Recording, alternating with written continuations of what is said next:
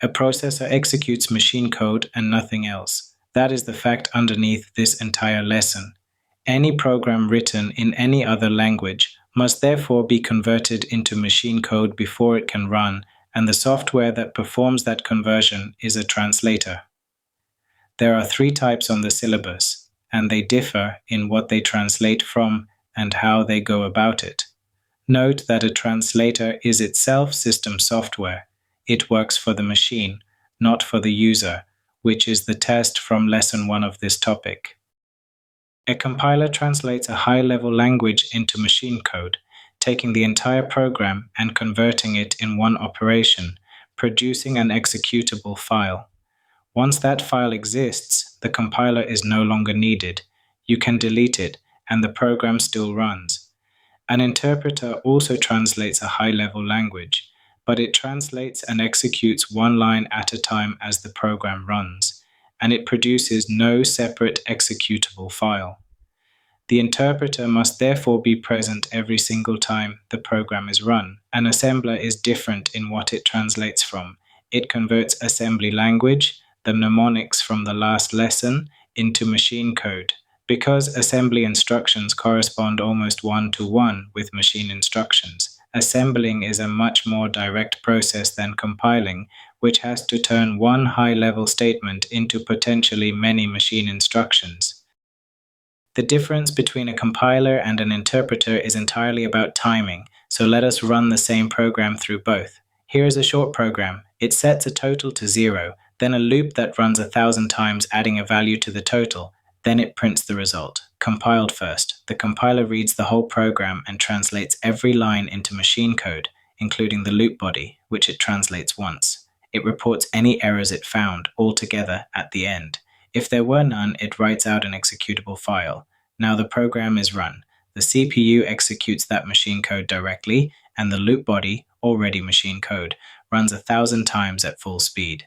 Total translations of the loop body, 1. Now interpreted. Nothing is translated in advance. The program is run, and the interpreter takes the first line, translates it, executes it, then the next line. It reaches the loop, translates the body, executes it, and on the second pass it translates the body again, because it does not keep the translation. 1,000 iterations means the loop body is translated 1,000 times, and that is where the speed difference comes from. It is not that interpreted languages are inefficiently designed, it is that the same translation work is being repeated on every pass. Now notice the compensating advantage.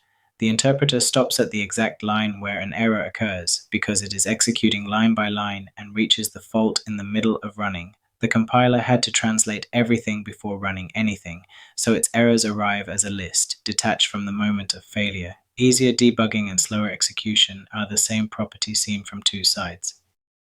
An integrated development environment, an IDE, is a single piece of software bringing together everything needed to write a program.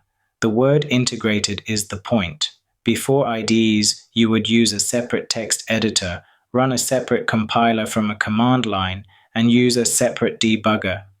An IDE puts them in one place. The features the syllabus names start with the code editor, where the program is typed, which understands the language rather than treating it as plain text.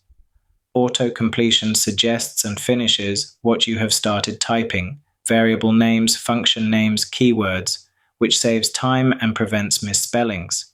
And error diagnostics report mistakes and, importantly, indicate where they are, which is the difference between a message saying something is wrong and one saying which line is wrong. 3 further functions the syllabus names specifically, and these are the ones most often missed. Pretty print. The editor displays code with color and indentation applied automatically. Keywords in one color, strings in another, comments in another, and each block indented to show its nesting. It changes nothing about how the program runs. It makes the structure visible so that mistakes are easier to see. Autocorrection. The IDE fixes common errors as you type, such as correcting a misspelled keyword or adding a missing closing bracket. Distinguish that from auto-completion, which suggests and finishes what you have started. Autocorrection changes what you have already typed. And the runtime environment. The IDE can execute the program from inside the editor without you compiling and launching it separately, report errors that occur while it is running, and let the code be paused and inspected mid-execution. Those three, plus the code editor, auto-completion, and error diagnostics, are 6 functions, and a question asking you to describe IDE features expects several of them by name. IDEs have drawbacks too, and a balanced answer mentions them. They are large and complex programs, so they use considerable memory and processing power, and can be slow to start on modest hardware. They take time to learn, since the feature set is substantial, and there is a subtler cost. Relying heavily on auto-completion and auto-correction can mean a programmer never really learns the syntax, which becomes a problem the moment they have to write code without those aids. In an exam, for instance. That is worth remembering rather than just reciting, given that the exam expects you to write pseudocode by hand. 4 things to take into the exam. First, know what each translator converts from and to. Compiler and interpreter both take high-level code, the assembler takes assembly language, and all 3 produce machine code. Second, the compiler-interpreter distinction is about timing, the whole program in advance producing an executable against line by line at runtime producing nothing. Say that the interpreter must be present every time the program runs, and that the compiler is not needed once the executable exists. Third, when giving advantages, pick the strong ones. For the interpreter, that it stops at the line where the error occurred. For the compiler, execution speed and not distributing source code.